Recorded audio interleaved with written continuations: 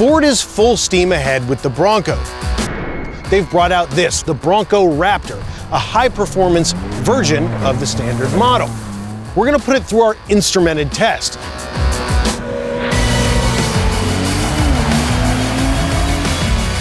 Zero to 60, quarter mile, braking, skid pad. We're going to be the first ones to bring you independent testing of the Bronco Raptor. But first, what is a Raptor?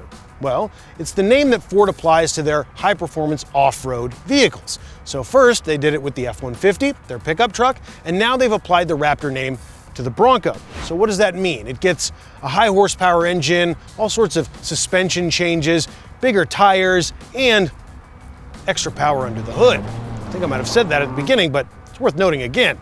Rest assured, we're going to bring you an off-road test of this vehicle. We're putting it up against an F-150 Raptor, and we're going to see just how well it ranks in terms of off-road capability. But today is about the numbers. We want to see if this can stack up against a standard Bronco and competitors, vehicles like the Wrangler 392 with its big old V8 up front. But before we do that, be sure to click like and subscribe, hit that bell so you'll get the notification when our Raptor versus Raptor video comes out. And for a cash offer on your car today, go to edmunds.com/sellmycar. This is Edmunds' long-term Bronco. We bought it with our money for our fleet. We're testing it for over a year and 20,000 miles. And it's a perfect benchmark for what's different between the standard Bronco and the Bronco Raptor. Our long-term Bronco is a 2021 first edition, which means it comes pretty much fully loaded with all the Bronco's features. It also includes the Sasquatch package that maximizes the Bronco's off-road capability by adding lifted suspension, modified fender flares, beadlock capable wheels, 35-inch mud terrain tires, a shorter final drive ratio, and among other things, locking front and rear differentials. All of that gives the Bronco First Edition some serious off-road capability, but the Bronco Raptor gets even more. Instead of 35s, it gets 37-inch tires, and also gets a modified frame, big Fox shocks and long travel suspension, stronger axles to deal with the increased power, more skid plates and thicker skid plates, increased ground clearance, a higher capacity clutch for off-roading, wider fender flares, and unique body panels with vents to let out some of that heat. But the biggest difference between them is the engine. In a standard Bronco, you get a 4-cylinder, a 2.3-liter turbocharged engine that puts out 300 horsepower, which is respectable. In our long-termer, we've got the optional 2.7-liter V6, also turbocharged, which has 330 horsepower. But this one, the Raptor, gets a 3-liter turbocharged V6 that's good for 418 horsepower. That's a lot for an off-roader. So let's see how they stack up head-to-head. There are some differences between these interiors that are worth noting. Sure, both of these Broncos have the same size interior, but the Raptor gets a special treatment. There are unique logos, unique seats with extra bolstering, a unique steering wheel, and access to all sorts of cosmetic options like carbon fiber trim and orange seat belts. It's not quite posh or luxury, but it gives the interior a bit of extra flair for sure. Our long-term Bronco with the 2.7-liter engine went from 0 to 60 in 7.3 seconds, crossing the quarter mile in 15.6 seconds at 85 miles an hour. And while that's not super impressive, it is pretty much average for the segment. The Bronco Raptor, though, to find out just how it performs at the track, let's turn to our senior vehicle test editor, Kurt Niebuhr. Here we go, 0 to 60.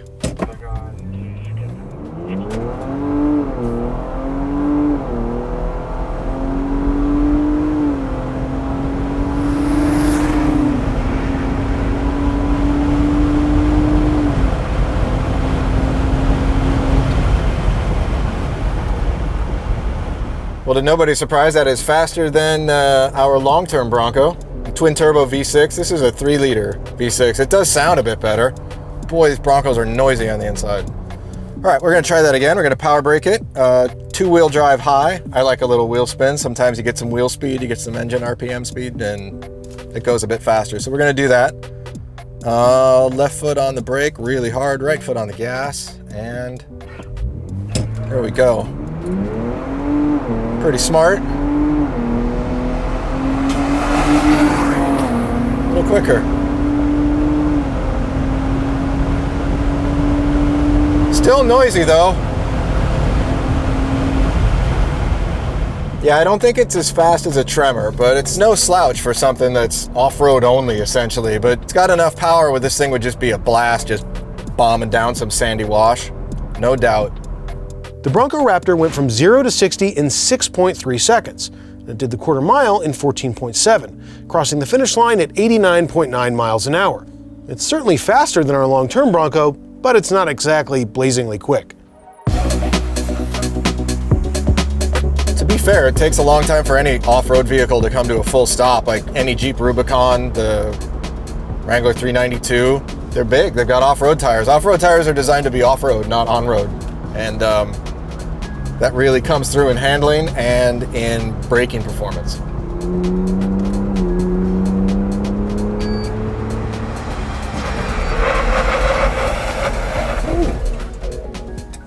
Wow, lots of brake dive.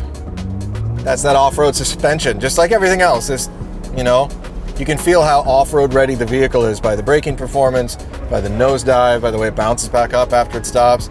It is not out of control. It doesn't feel bad. It just doesn't perform the way I think most people might anticipate. All right, Bronco on a skid pad. Not its natural environment, especially with 37-inch tires, so we're gonna kind of do our best. Lots of body roll. I can hear the ESC, electronic stability control, kind of fighting, but it's okay, it's manageable. It has reasonably low limits. I mean, you know, this is an off-road vehicle, not an on-road vehicle. Yeah, I think that's enough. When it comes to braking and lateral G, our long-term Bronco did a simulated panic stop from 60 miles an hour to 0 in 146 feet, and it pulled 0.72 Gs on the skid pad. Now that stopping distance might seem average for something like a full-size pickup truck, but it's not great for SUVs of this size. And we give some of that blame to the off-road oriented tires. It's a similar story in the Raptor, which is heavier and stopped from 60 miles an hour in 149 feet and did only 0.71 Gs on the skid pad. Not surprising from such an off-road oriented SUV, but not impressive either.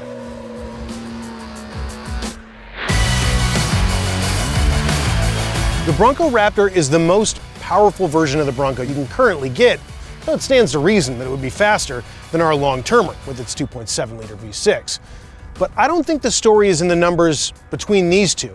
I think really what matters is how this compares to the Wrangler 392 V8, its most powerful offering with 470 horsepower. That Jeep went 0 to 60 in 4.7 seconds during our testing, and it crossed the quarter mile in 13.3 seconds at 97.4 miles an hour. That's a hell of a speed for something to be moving that weighs 5,200 pounds. And this Bronco Raptor weighs a lot more, which slows it down considerably. So when you put it in perspective, sure, it's quick, and it's quicker than the standard Bronco, but it's not that fast. When it comes to price, our long-term Bronco is $62,600 and change, but this Bronco Raptor as equipped is nearly $77,000.